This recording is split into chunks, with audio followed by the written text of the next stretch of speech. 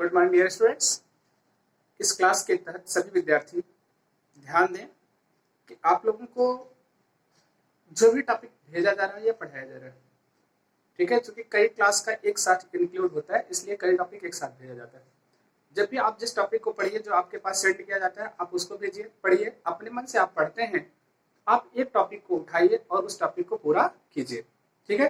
क्योंकि कई क्लास रहती है तो कई क्लास के अकॉर्डिंग टू वीडियो भेजा जाता है, लेकिन ग्रामर ऐसी चीज है जिसमें सबको हर चीज पढ़ने की जरूरत पड़ती है, ठीक। तो कुछ स्टूडेंट्स की डिमांड है, उनके अनुसार आज की क्लास हम पढ़ा रहे हैं। उसमें है पार्ट्स ऑफ सेंटेंस बताने के लिए, जिसे हम सेंटेंस अरेंजमेंट टॉपिक के अंतर्गत पढ़ते हैं।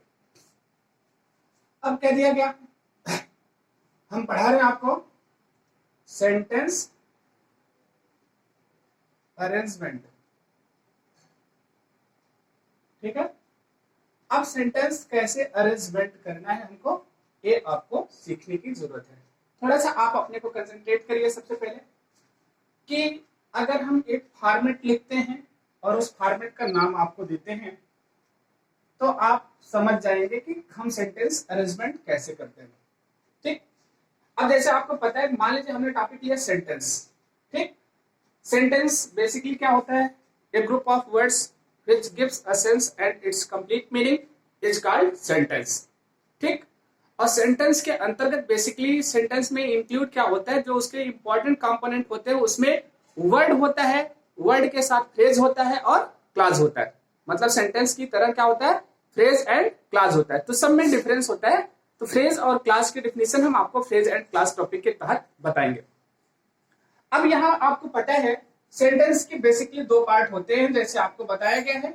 एक सब्जेक्ट होता है, ठीक है, और दूसरा क्या होता है, प्रेडिकेट। ये पूरा स्ट्रक्चर है, समझ लीजिए। आपका सब्जेक्ट हो गया और प्रेडिकेट हो गया। सब्जेक्ट का मतलब आपको पहले ही बताया गया है, about which something is said,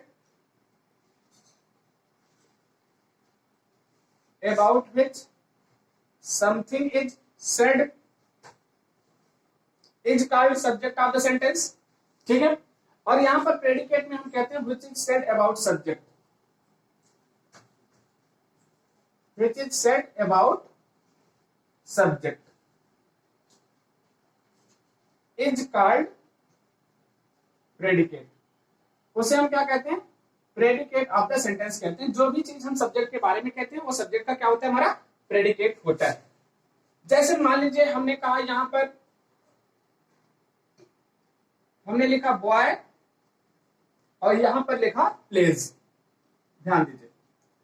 अब ये बॉय हमारा क्या हुआ, सब्जेक्ट, और प्लेज क्या हुआ, प्रेडिकेट, ठीक। अब इसको अन्य नाम से जान सकते हैं। कोई किसी से पूछे तो कोई कहेगा नाउन है, ये कहे तो किसी से पूछे तो कोई क्या कहा, वर्ब कहा। लेकिन अगर हम सेंटेंस के तहत इसको पढ़ते हैं तो ये हमारा क्या हो गया, सब्जेक्ट हो गया, और ये हमारा क्या हो गया, प्रेडिकेट हो गया। लेकिन अब आपको ये पता है ना कि कभी कभी क्या होता है, हमारा वन वर्ड सब्जेक्ट होता है, प्रेडिकेट भी हमारा वन वर्ड होता है। तब तो हमको कोई दिक्कत नहीं है। अगर हमारा असर्टिव सेंटेंस है तो हमने पहले सब्जेक्ट लिखा, उसके बाद प्रेडिकेट लिखा, हमारा सेंटेंस कंप्लीट हो गया। लेकिन क्या होता है ना, अब कई वर्ड के साथ अगर हमारा बनता है, देखिए हम इसमें क्या करते हैं, सब्जेक्ट को हम डिवाइड कर देते हैं। अब सब्जेक्ट जब हमारा एक से अधिक वर्ड होगा तो उसमें क्या क्या चीजें आ सकती हैं, सबसे पहले आप उनके नाम याद कर लीजिए, कौन कौन सी चीजें किस क्रम में आती हैं, इसको आप ध्यान दीजिए। एक सब्जेक्ट के अंतर्गत देखिए इतने वर्ड चीजें हमारी आ सकती हैं। हमने लिखा डिटरमाइनर्स आ सकता है आपका, और इसके बाद हेड वर्ड आता है आपका, क्या आता है, हेड वर्ड, ठीक। एक सेकंड, डिटरमाइनर के बाद आपका आता है एडजेक्टिव,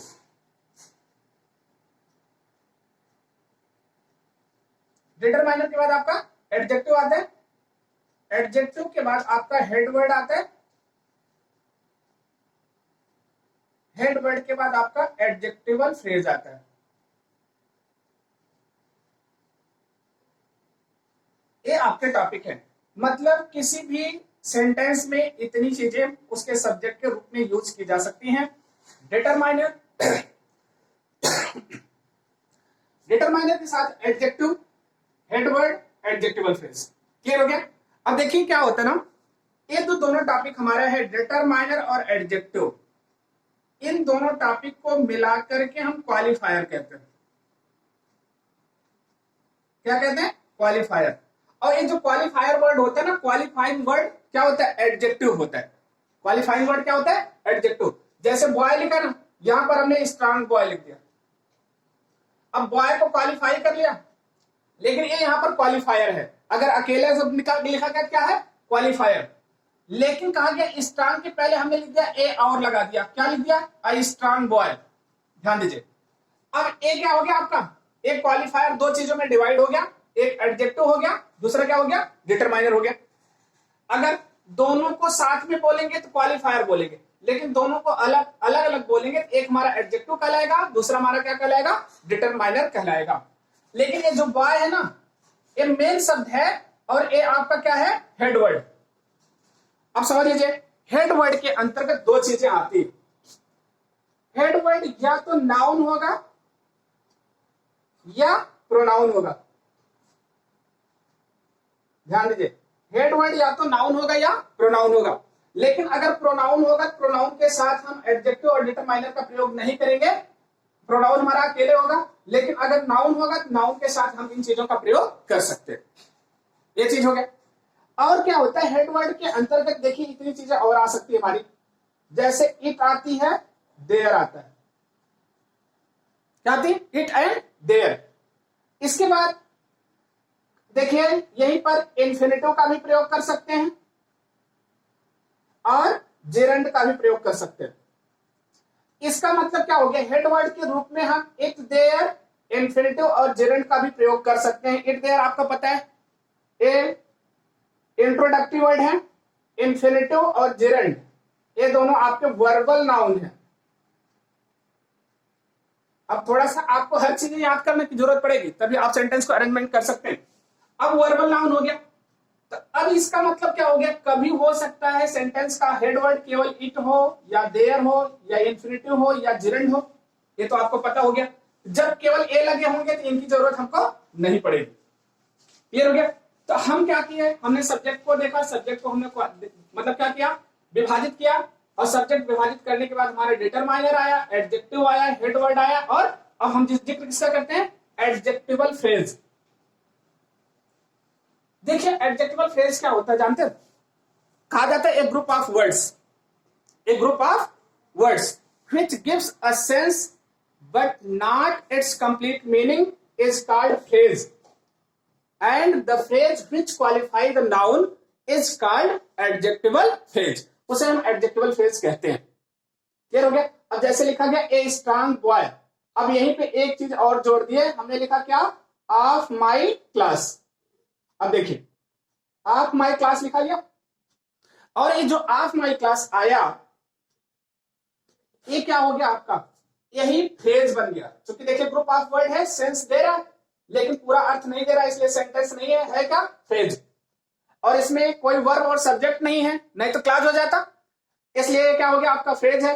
अब देखिए हमने कहा एक सब्जेक्ट के अंतर्गत आपका डिटरमाइनर आ गया, एडजेक्टिव आ गया, हेड वर्ड आ गया और एडजेक्टिवल फ्रेज आ गया। हम इस क्रम में क्या करते हैं? सेंटेंस को अरेंज करते हैं। अगर सब्जेक्ट पार्ट में हमारा डिटरमाइनर आता है, एडजेक्टिव आता है, हेड वर्ड आता है, एडजेक्टिवल फ्रेज आता है, हम उसको इस रूप में कंसाइज करते हैं। ये हमारा किसके अंतर्गत आया? सेंटेंस का जो हमारा सब्जेक्ट पार्ट है उसके तहत इतनी चीजें आती हैं। अब आपको समझ में आ गया? एक टॉपिक आपको हम इसमें बताए कि अगर किसी भी सेंटेंस का सब्जेक्ट आप डिवाइड करते हैं, सब्जेक्ट में इतने टॉपिक आप नोट कर लीजिए कि डिटरमाइनर क्या होता है, एडजेक्टिव क्या होता है, क्वालिफायर क्या होता है, क्वालिफायर और एडजेक्टिव या डिटरमाइनर में डिफरेंस क्या होता है, इसको समझ लीजिए। जैसे कहा गया क्वालिफायर, क्वालिफायर का मतलब क्या हो गया? एडजेक्टिव हो गया। लेकिन यही एडजेक्टिव हमारा दो टॉपिक में डिवाइड हो जाता है, एडजेक्टिव और डिटरमाइनर्स में। मतलब कुछ डिटरमाइनर्स हमारे ऐसे होते हैं जो एडजेक्टिव का भी काम कर लेते हैं और डिटरमाइनर का भी काम कर लेते हैं, लेकिन सभी एडजेक्टिव डिटरमाइनर का काम नहीं करते, इसलिए हम उनको क्वालिफायर के अंतर्गत दोनों टॉपिक को हम इंक्लूड कर लेते हैं। क्लियर हो गया? इसके बाद आपका हेड वर्ड आ गया, एडजेक्टिवल फ्रेज आ गया। ये बहुत ही इंपॉर्टेंट टॉपिक है। ऐसे ही कहा गया यहीं पर नाउन फ्रेज का भी हम यूज कर सकते हैं, एडजेक्टिवल फ्रेज का भी यूज कर सकते हैं। ठीक है? ये चीजें आपकी क्या है, आगे हैं। जैसे लिखा गया आई स्ट्रांग बॉय, ठीक, हु रन्स फास्ट, जो तेज दौड़ता है, इज माई फ्रेंड। अब हु रन्स फास्ट लिखा गया ना, ये आपका क्या हो गया, बॉय को हमने क्वालिफाई कर लिया, बॉय की विशेषता बताने लगा जो तेज दौड़ता है। आपका क्या हो गया, एडजेक्टिवल फ्रेज हो गया, नहीं एडजेक्टिवल क्लॉज हो गया। तो वहां पर अभी आप छोड़िए, अभी आपके लेवल पर केवल इतनी चीजें हैं, आपको डिटरमाइनर, एडजेक्टिव, हेडवर्ड और एडजेक्टिवल फ्रेज सीखना है। तो इसके तहत सेंटेंस अरेंजमेंट में पहला जो हम आपको भेज रहे हैं, सब्जेक्ट के बारे में हमने बताया आपको कि सब्जेक्ट हमारा